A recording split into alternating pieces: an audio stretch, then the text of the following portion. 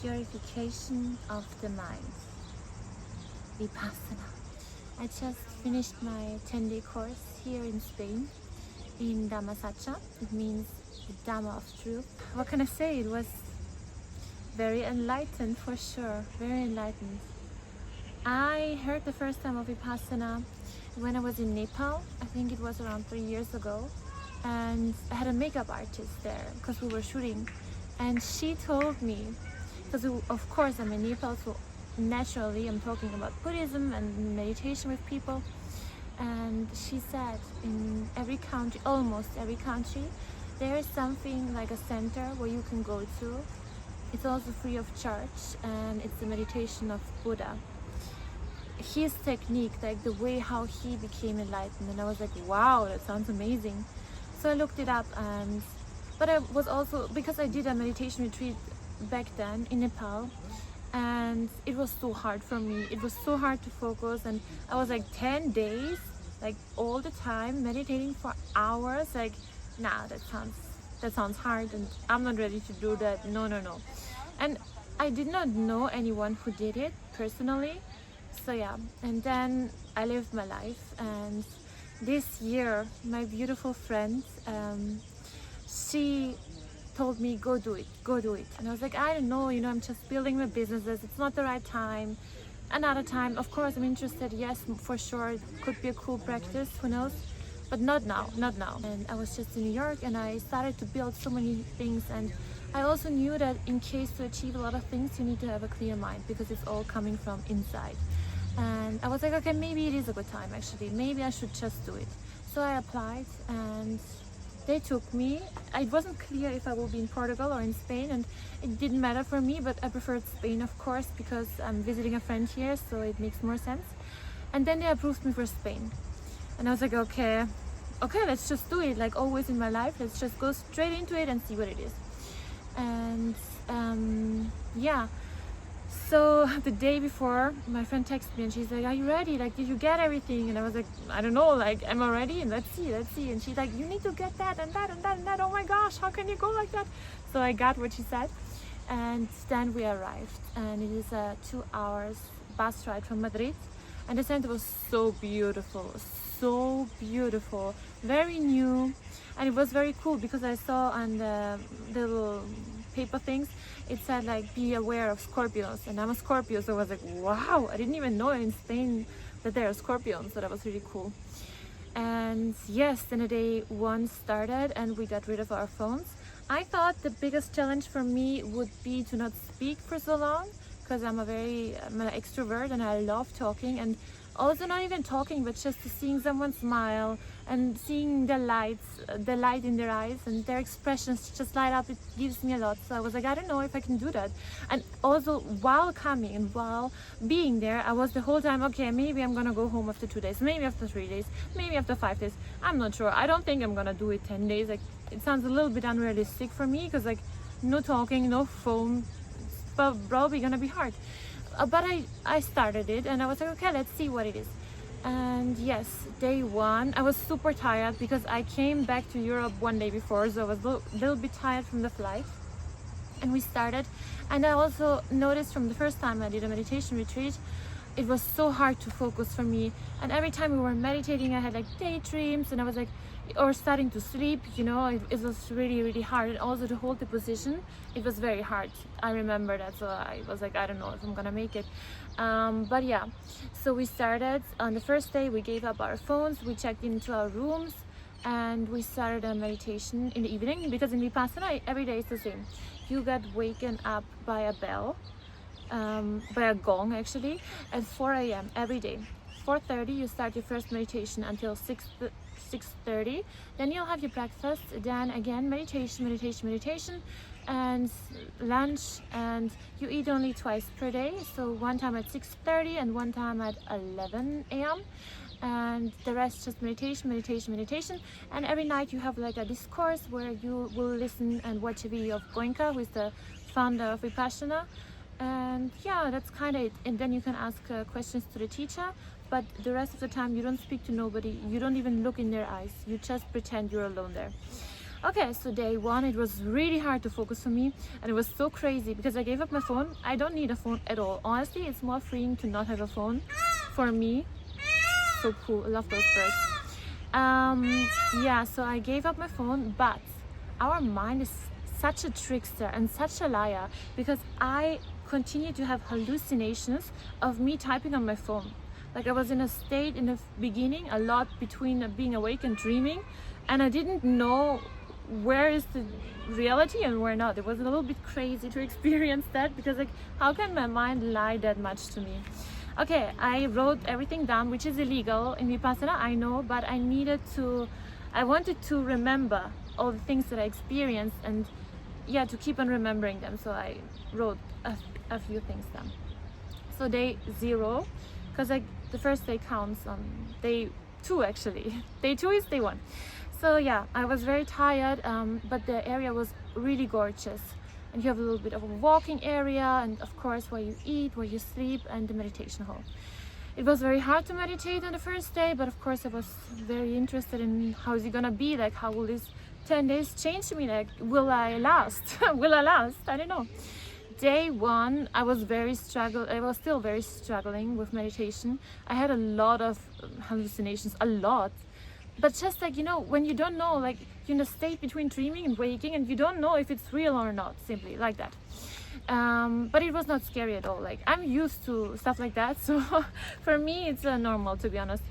Yeah, but I was sleeping very good the first night, and I did start to have my first insights about topics in my life and how I wanna handle them and how I wanna approach them in a way. So that was kind of good because in Vipassana you only have yourself, so you really get to know yourself on a very deep, on a very personal level and in a very new way. Because if you're constantly out there in the world and you know things are happening, you have news, you have friends, you have like work, and there's just so much distraction that you never really give yourself the time to just go inwards. But it's so important to do that because inwards is where you find all the answers to problems of your life and everything, simply everything. So it's very important. So I started to do that, and what was super surprising to me is I started to have a really good memory, really good. All the memories from my past came up, all of them, and usually I don't see anyone, I don't remember faces. I'm like very much in my own world in a way, so I just live in my own world and I meet someone but I don't really remember their faces sometimes, and I don't remember a lot from the past either because I don't know, I just live in my own world. But a lot of emotions and a lot of memories from the past came back, and very clearly, in a very clear way. So that was surprising, I didn't expect that. So yeah, that was day 1. On day 2, I was starting to walk the first time because you have a little walking area. And also men and women are very separated the whole time. You're not supposed to look at the other gender, nor of course touch nobody. And yeah, it's very separated.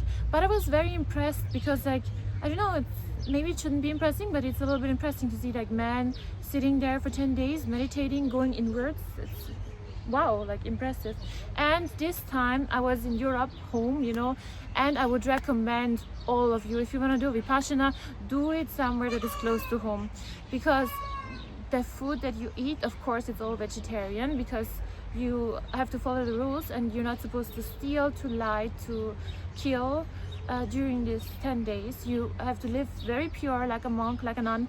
And it gave me so much because like the bread that we ate, it was so similar to the kind of type of bread my mom always makes. So I got a lot of I don't know, childhood memories, and we were in nature and I was hearing the frogs all the time, and that's also something from my childhood. And it was very good to have this element, and also in the trees and going in the forest, and it was just very, very similar to my childhood and where I grew up, and it really gave me a lot. And I think it's important when you are very sensitive, and you will become very sensitive in these 10 days, to have specific things that keep you grounded and give you strength and give you good memories.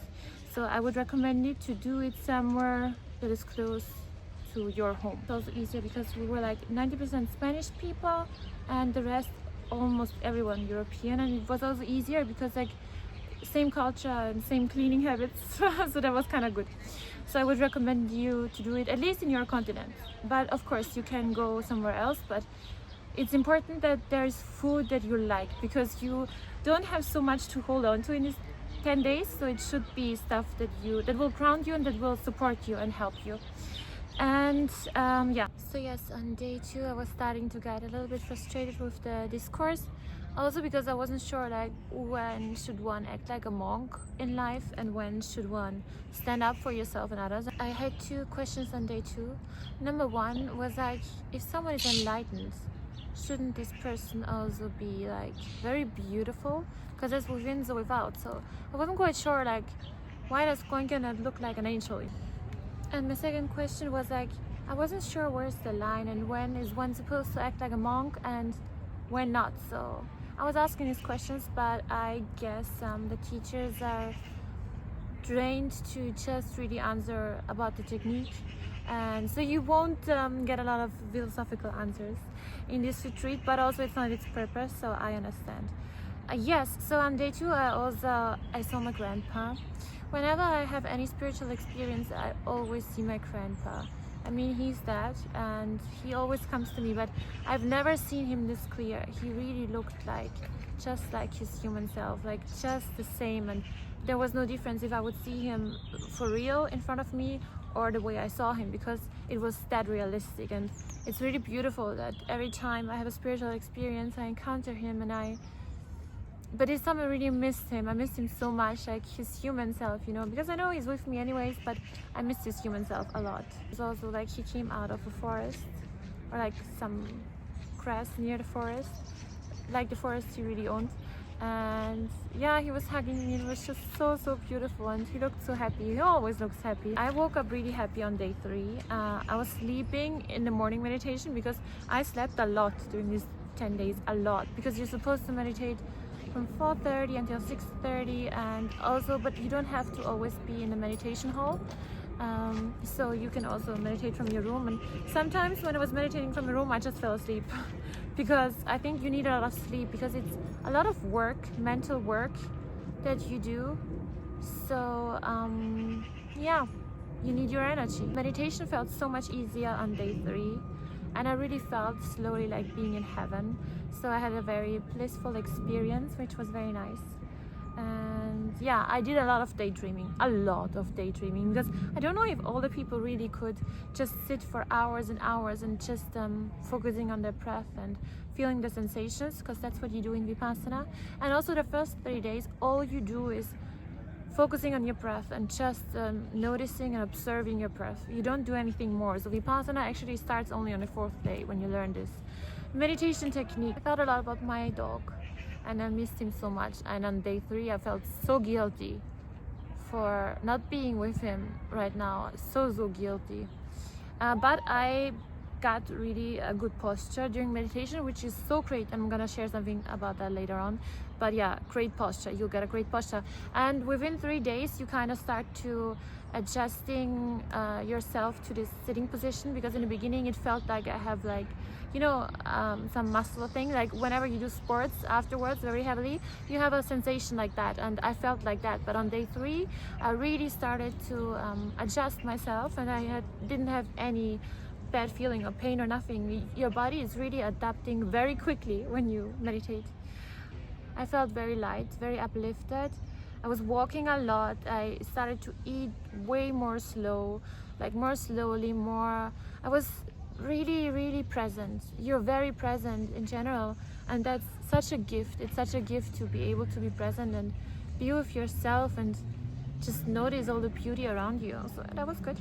I thought a lot about what I want, my goals, and it became way more clear to me what I really want for my future, what I envision for my future. I saw my future children, like how they will look like, and very cute, of course. Yes, on day 3, again, I was so frustrated with the discourse, which you have always in the evening for a little bit more than 1 hour, where Goenka is speaking to you, because he spoke about death and impermanence of life, and that's something where I I don't know, I have a little bit of a different perspective than classical Buddhism, because I don't really believe life is only suffering. I mean, it's a little bit, it sounds very negative in the beginning. It's not negative, but it does sound, and it gets a little bit frustrating for a lot of people in the beginning because it sounds so negative. So again, I was asking the teacher, and one question I was asking about, like, yeah, beauty, because I mean, the whole point of Vipassana is to purify your mind, right?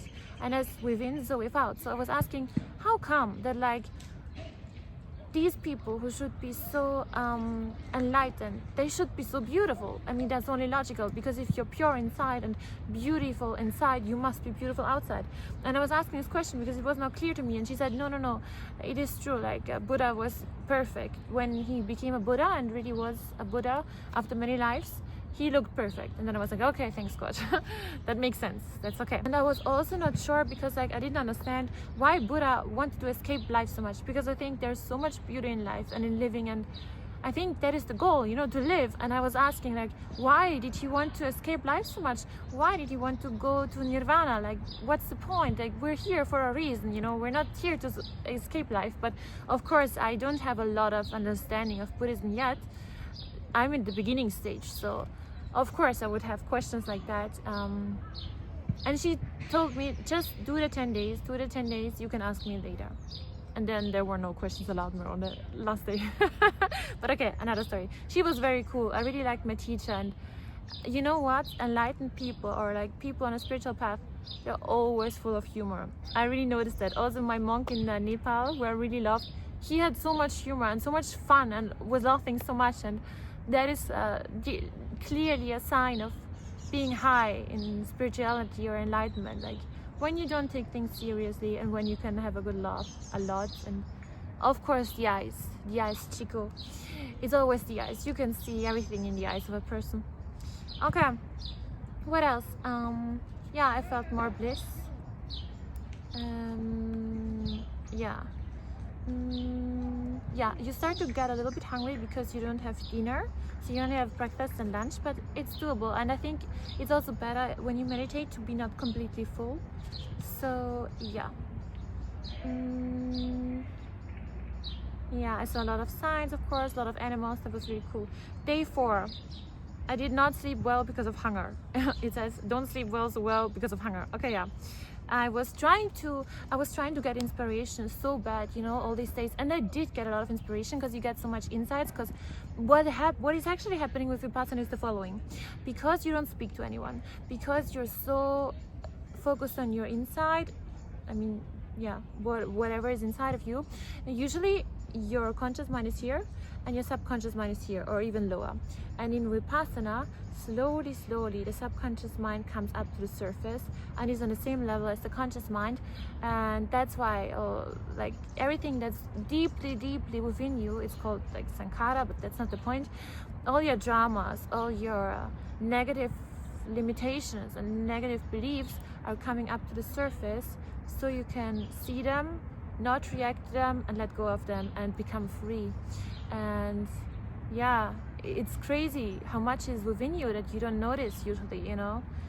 So yeah, and I was trying to, because I was like, you know, all these people, these like amazing people who did great things, it's all our inspiration, and it's all like an insight, and it's all coming whenever you start looking within and not without. So I was like really hoping for that to come, and I mean, it came, it's fine, but yeah, I was happy to experience that, even though it came maybe a little bit different than I expected, but that's fine. A lot of insights, you'll have a lot of insight. Day 4, I was thinking about leaving, maybe the first time. You will think about leaving probably many times. I did too, on day 4 and day 7. On day 8 and 9 it was also kind of long already. I was like, day 7, it's enough. So my theory before going to Vipassana was that no matter if you meditate or if you take psychedelics or do anything other spiritual, you will always end up at the same place. And it's true, 100%. It's just that with Vipassana, you have the ability to go very slowly and very precise, very deep. And with taking psychedelics, it's just like in out and crazy and madness. And yeah, so it's more extreme, and I'm Scorpio, so I do love extreme. I'm a little intense and crazy, but it's good. But it was also kind of cool to be so precise, like a surgeon, you know, to be very precise with whatever you're doing. So that was new for me, and I appreciated that a lot. But you're definitely ending up at the same place, yes. And also you don't need psychedelics because everything is in your mind anyways.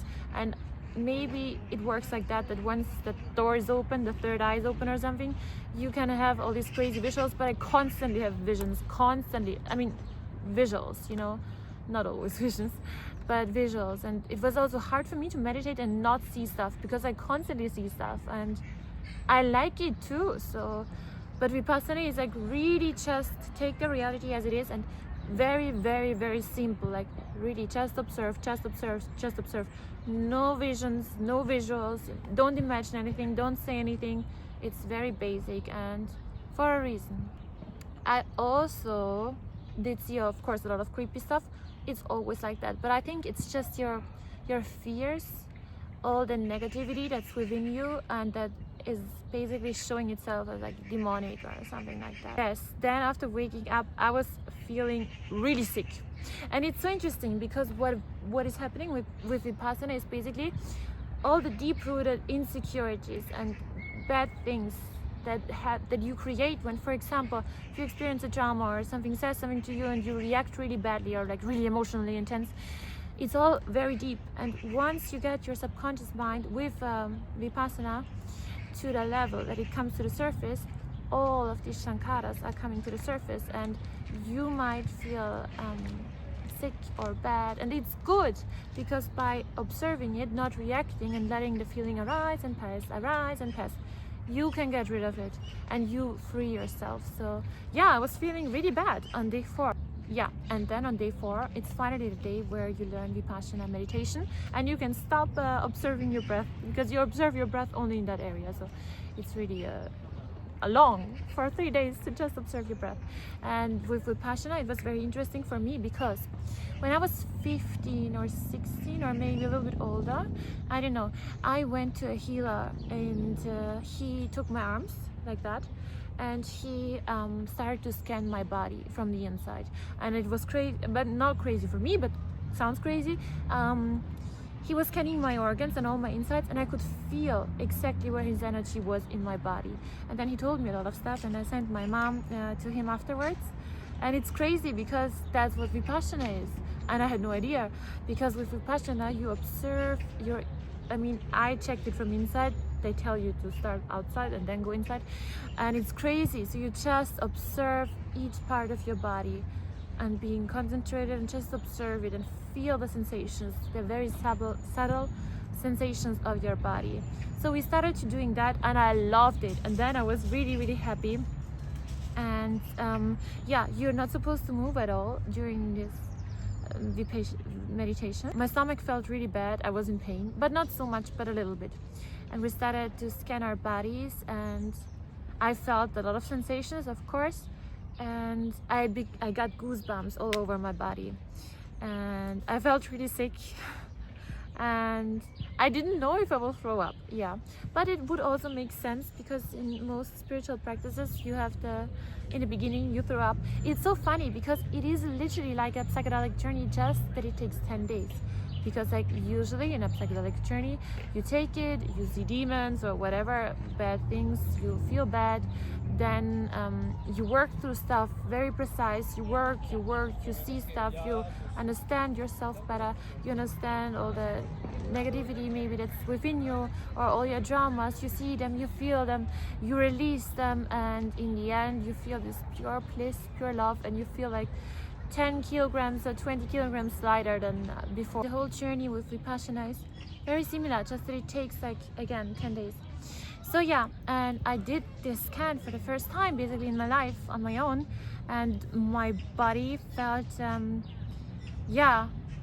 very hollow and very distorted. Like my arms felt so long, it was so weird, and my body felt very hollow and very fake, foreign, and my arms felt so extremely long. It was crazy, and like I did get the creeps a little bit because like I did so much. I went to different dimensions, I left my body, I was gone, but I never had a feeling like that, and It was a little crazy in the beginning, and even though I'm very brave and I experienced a lot, but it's still a little bit weird to discover so many new things about yourself and also your body, and it's simply also different, and that's a little crazy in the beginning. And that's why you gotta surrender. Like, no matter what you do, you gotta surrender to the experience, because if you're not ready to let go of your idea of reality, it might be a little bit frightening or disturbing to experience that what you believe to be true might not be real at all. My sensations, because whatever sensations you will experience, it will be very different and different for each person. I felt like stinging sensations in the beginning, stinging, and then ice cold, and then warm, and then throughout the course I stick with the hot sensations. Usually sometimes it was too hot because I was scanning my body and was just heat everywhere. Like the day before, we were learning that our nature is constant change, and that everything is constantly changing and vibrating. And today I experienced my body in this very new way. I wrote down what exactly does that mean now, like how can I benefit from that, and I didn't quite know what to make out of all of that. And I had so many visions before. I saw my future and my family and all of that, and yeah, now I have these crazy sensations. You know, whatever happens in your mind, one does not know how much trust or meaning one should give to it, but I also had this thought of like Christ consciousness. But I mean, no matter which religious figure you will follow, they will all point to the same thing, and that's the beauty of it, because truth is universal, no matter in which direction you might look. And I thought like, oh my gosh, it's already such a long journey, like within myself and mentally, and it's only day 4, so I was like, oh my gosh, what's supposed to happen the next 6 or 7 days? And yeah, I still was thinking a lot about my goals and daydreaming so much about my goals and what I want to do and what's gonna happen. And yeah, usually whenever I do have like some kind of spiritual experience, I always ask myself like, why do I do this to myself? But it was not that hard, because it was still like very gentle. Of course it's hard to meditate, and of course it's hard maybe to wake up that early, but you kind of get used to it so quickly, and it's not as painful as throwing up the whole night or losing your body, you know. So it's really doable, and I really expected it to be harder, and I did not know if I would go home before, but it's really doable. Like, if one would go home, it would be more out of boredom, or, you know, being tired of the rules or not seeing sense in it, than out of because it's too hard. It's not so hard, and I always want to understand. Like, no matter what I do, I always want to understand. That's why I had so many questions, philosophical questions, because I want to go to the root of all of it. After this first Vipassana meditation, I drank lots of lemon water and I took a hot shower, because it's very important to ground yourself back into earth or reality after experiences like that. So I did that, and it helped me a lot.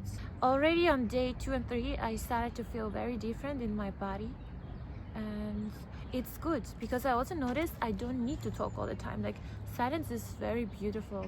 And I mean, I already liked my energy as it was, but to really feel your energy so much, and it's very, very beautiful experience.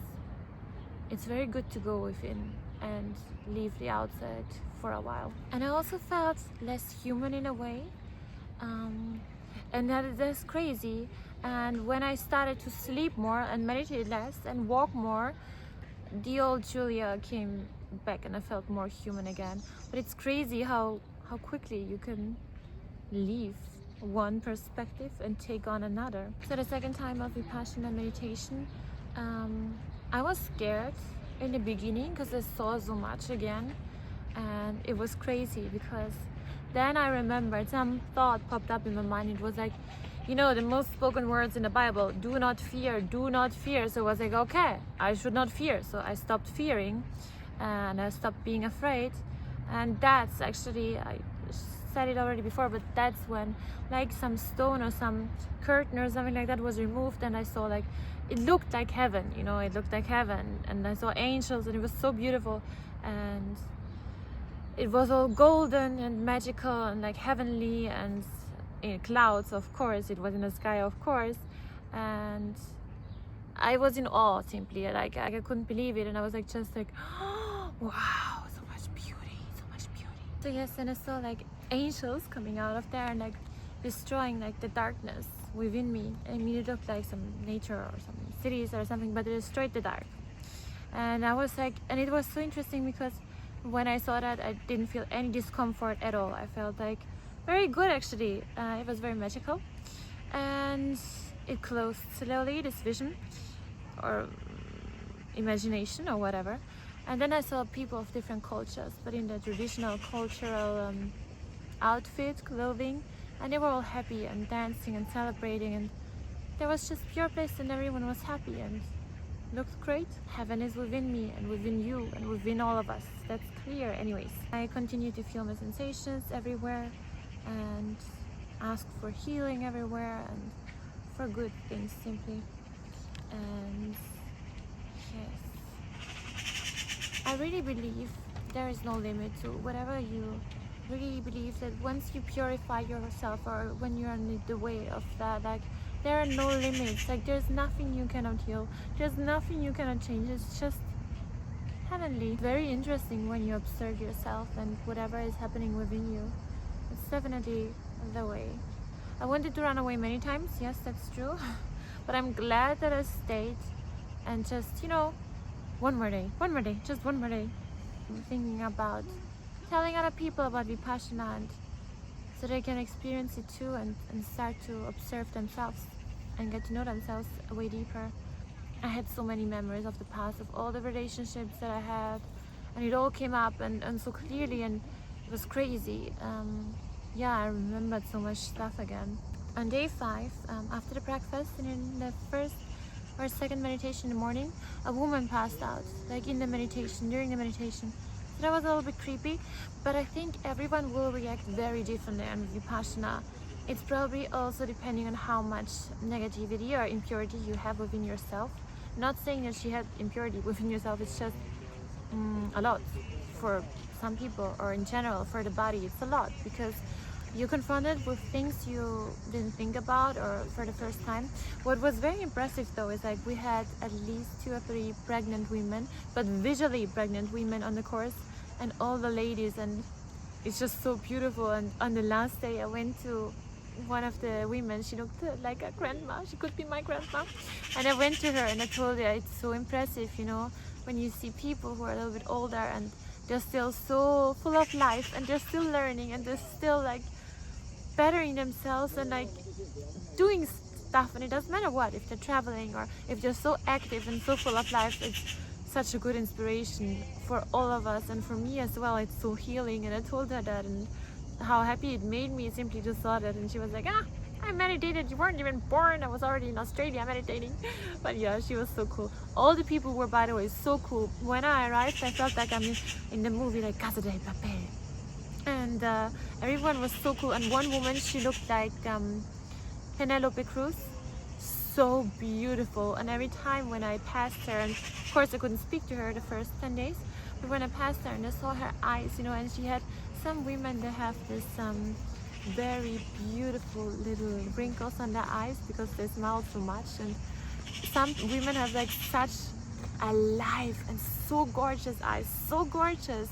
And she had those eyes, and it was just, it made me always so happy when she smiled at me, and it was really cool. So very cool characters. That's also a good reason to go, because you'll meet amazing people, and those people are, they're not like normal people. They're all like very healthy, very beautiful, I would say, mostly, and just pure. And I love pure people, like authentic people who have so much light and so much goodness in them and so much beauty in them, and that's really, really impressive.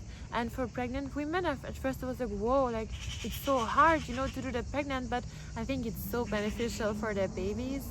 They will all be little Buddhas, you know. I think it's amazing, and I think it will calm down the babies a lot, and for sure help with birth and give them so much peace and so much good karma. Maybe my friend who sent me to do Vipassana, she was so right. Before coming in, I had like certain opinions about like men and everything, and she was like, Julia, just do Vipassana, and like you will change. And everything she said was true. Really, everything she said was true. Yeah, it's amazing. It's so important to have friends who push you sometimes in a certain direction and support the goodness of you and your journey. Yeah, my inner peace was sky high.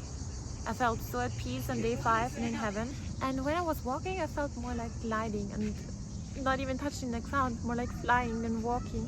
It's really interesting how your mind works and how your perception of reality works, and you can only understand and really see that when you do stuff like that, where you develop, or you're very quickly in a very different state of perception and reality. So it's very, very, very good and very beneficial to have an experience like that. So I would all recommend you to do like any experience that changes, to have any experience that changes your perception of reality a lot. And I think it's also a great opportunity during this time that you have for yourself, because you don't need to be perfect in your meditation, but alone the fact that you have 10 days where you're with yourself and where you can plant so many good seeds in your subconscious mind for yourself, for your future life, for other people.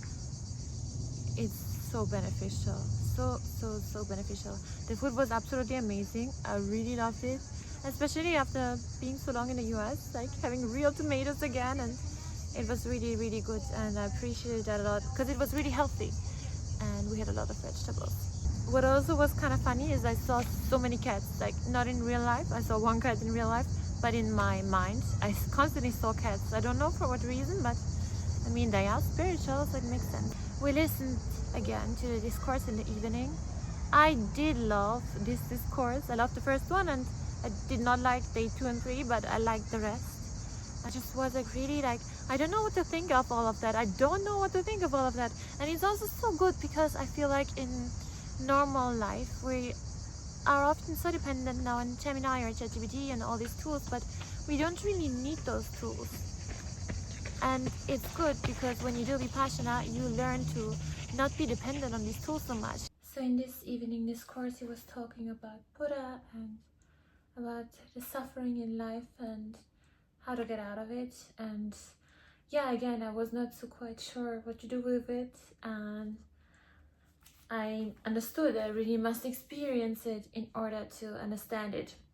I was also in New York. I was in a Dharma center, and if you are from New York, it's really cool because in the middle of Manhattan there is New York City Dharma Center, and you can meditate. So you get a code once you're an old student, and or maybe you don't even need to be an old student. You get a code and you can just go there, I guess, at any time. So whenever there's not a course or a teaching, and you can use the space and you can meditate in the middle of Manhattan for free, of course. And that's really, really cool. So once I'm back, I'm definitely gonna do that. You can find me there, sitting there and meditating in the middle of Manhattan. In the beginning, it's all a little bit chaotic and wild, and you don't quite know what to do with all of it. Then there's some moments of clarity in the middle, and in the end you will have gained a completely new understanding of reality and just so many gifts. And I think for some things, after an experience like that, you kind of have to work. For example, of course, you need to continue to meditate once you left the Vipassana, but other things, like some new gains of perspective, you will just get as a gift, and it will change you forever in many ways for the better. I also really appreciated the time without my phone. It's so peaceful, and no matter if this meditation or the one in Nepal, I always feel like I could stay my whole life, like I wouldn't miss anything, like I could be a nun 100%. I could be a nun, really, like just good people around me, good food, nature, meditation. It's a very peaceful life. It's a good life, a really good life. Maybe in many cases a way better life than a lot of people have out there, unfortunately. Also during day 6, something very interesting happened, because all the at least recent years I also always had a lot of tension in my shoulders and upper back, and I did not know what to do against it. And I was living in Asia for a while, so I had a lot of massages, but it didn't help. And I went to some doctor. He was an American doctor in Bangkok, and he was like doing some laser therapy, and it worked for a second, but then it was not good again. And on the meditation day 6, I saw like a lot of darkness and demons, or however you want to call it, coming out of my back in this region where I had so much tension, and leave me. And it was so crazy because that day after the meditation I felt like so relaxed. All the tension was gone, all the knots were gone, and I had an amazing posture, like a great posture, and it kept on. I think big issue is also the phone, because if you have so much on your phone, it's not good for your posture at all. But it was crazy because I saw it like visually, and then my back felt so light and so good, and the rest of the meditation I had perfect posture, and I'm planning to keep it up here as well and use my phone less. I did feel like where they came out, there were like holes, and I sealed it like with golden light. So I do think that the topic of death is very important, and that we kind of, there's a saying like, live to die and die to live. I think it's very important that we learn in this life how to die, and we die to live. And there are so many books, the Egyptian Book of the Death and the Tibetan Book of the Death, and also in Christianity you kind of learn what to expect when you die. And I think it's a very important topic that we maybe should talk more about as a society, because I do think that obviously you're not dying anyways, because how could you? You're eternal. But it's like a next level, and you should be prepared for that next level no matter where it brings you. There's also a story that they told us in Vipassana of Goenka, who went to his teacher, and he had a horrible headache for a very long time. And he went to his teacher and he was like, I want to do Vipassana to cure my headache. And he was like, no, you do Vipassana to purify your soul, to enlighten yourself. And all the psychosomatic symptoms, they will go away anyways, but it should not be the intention, because the intention of Vipassana should be just enlightenment and to purify your soul and nothing else. During the discourse of day 6, he spoke about how one wants to run away, usually on the second day, on the fourth day, and on the sixth day. And it's so funny how accurate everything that he was saying during the discourse was, because that's literally how I felt. So yeah, I could relate a lot to whatever he said. And yeah, because I also thought mostly about leaving between the second and the fourth day, and he talked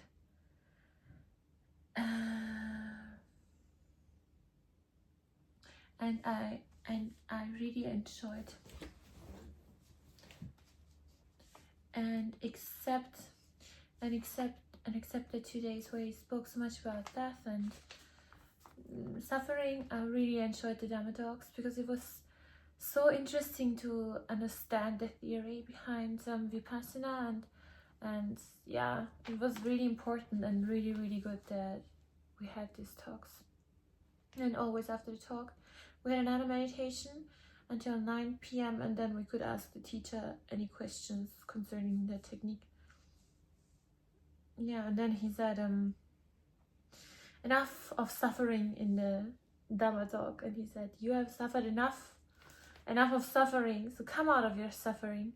And it's so beautiful because I feel like we are so unaware most of our lives, so unaware, always reacting to this, reacting to that, walking through life basically blind. And with Vipassana, it's a great technique to finally open your eyes and see what you're actually doing, and to free you of reaction and free you of being emotionally blind and just like a Taurus running around like blind and being wild and destroying so much on the way.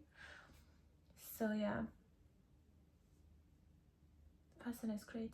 During this talk he also said, if you would start to build a hill with the bones of the people who died in your life, your friends, your relatives, and if you would collect every tear that you cried for someone who died.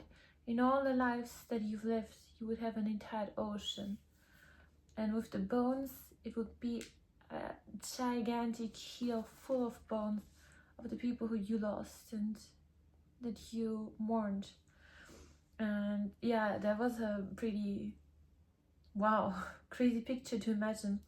And that's why he said, enough of suffering, come out of your suffering, like you don't need to suffer no more, it's enough.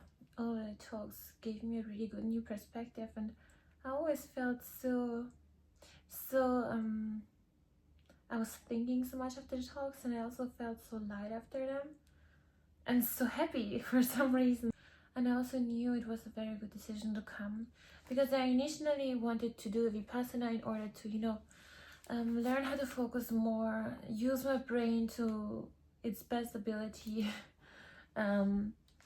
be more detached from habits that I have that are not good, and to learn to see it in a different perspective and to change them in a way. But I got so much more than that out of it, and I did not expect it. Day 7, and I already started to think, okay, in 3 days I will have my phone back, and I wasn't sure if that would be necessarily a good thing or a bad thing. Yeah, I mean, I was ready to go home on day 7 already, but I was not sure how it will be to come back to real life and responsibilities again. I also changed my perspective on love and relationships, I would say, in this course to a more positive, and it makes sense kind of way. And then I started to struggle a lot, because I was just I was missing a lot, and I was tired, and I was done with it, and I didn't want to sit and meditate anymore, and I just wanted to go out and live, and I was tired, and yeah, I wanted Pablito, my dog, a lot. I missed him so much during the course. I don't know why. Like, in the beginning, I was like feeling so guilty towards him, and then I was just, I want him here, I want him here. And on day 8, I was also like, I came in here with so many goals, what to do, and to find great ideas for all these specific areas, and I was like, it's already day 8, in 2 days I'm done, and I didn't do that, and I didn't do that. So in simple words, I was attached, and I suffered because of it, and I spent a lot of time in nature. After the 6 p.m. meditation, I did receive so much clarity about everything that I want, who I want to be, who I will be, what my future will look like. And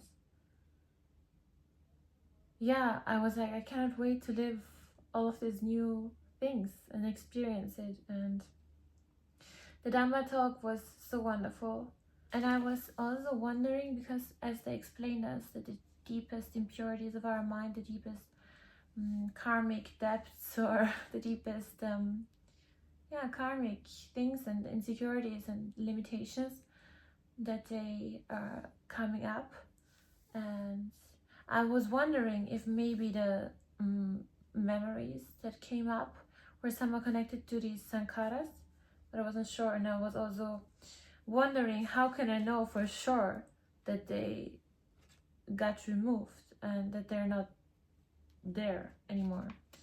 But I guess I'm gonna find it out as I walk this way of Dhamma. Day 9, and it was the last day of noble silence, because on day 10 it will be lifted and we will be allowed to talk. And day 11 came, the last day, and I had the absolutely best last meditation. It was so beautiful. Also on day 10 we learned metta meditation, which is that you share good intentions and love and all the good emotions and wishes for all beings, which I also really like, because in Buddhism you don't only pray for humans, you pray for animals and for all spirits, so for all sentient beings. And yeah, may everyone be happy, may everyone be free, may everyone be liberated. And it's really beautiful. And I was so touched, I was crying because I was so touched, and it was so beautiful.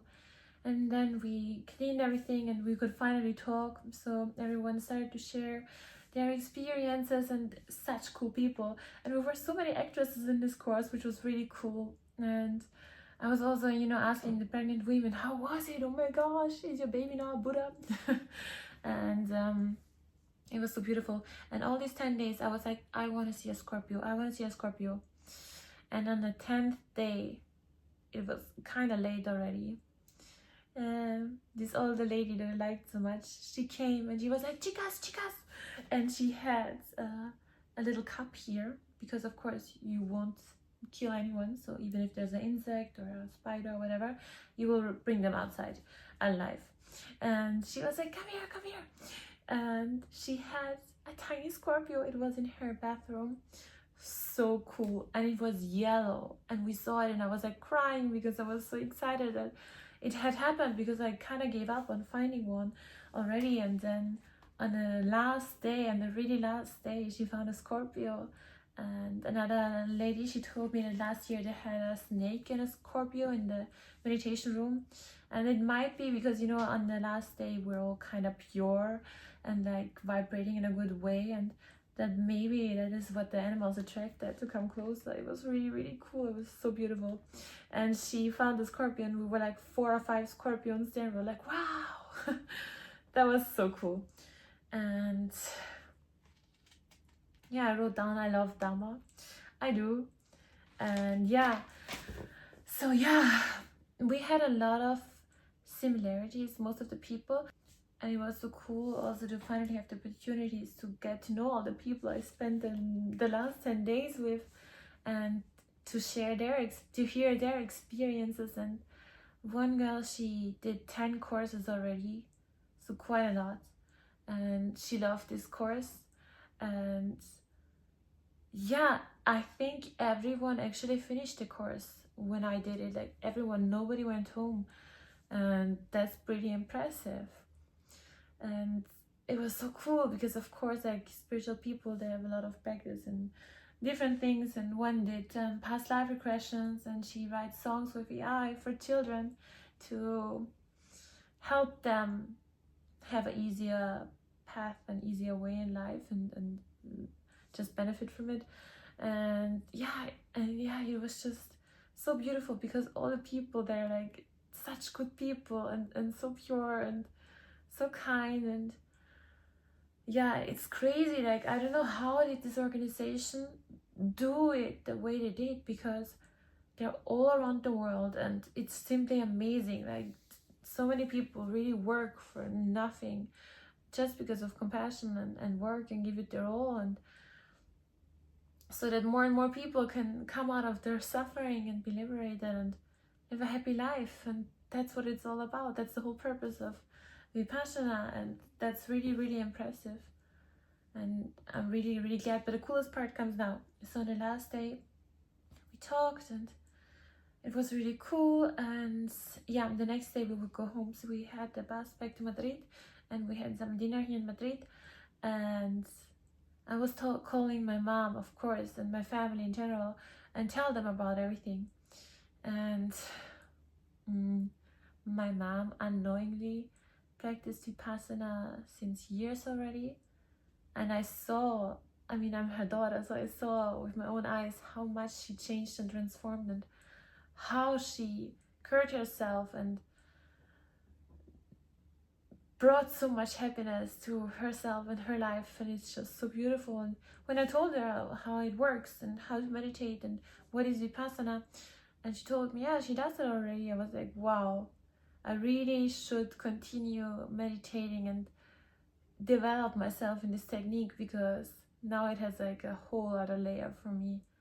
And yeah, it's very, very beautiful. It's very pure, and I would recommend to everyone to give it a try and see for themselves, because I want you to be free, and it's so freeing. And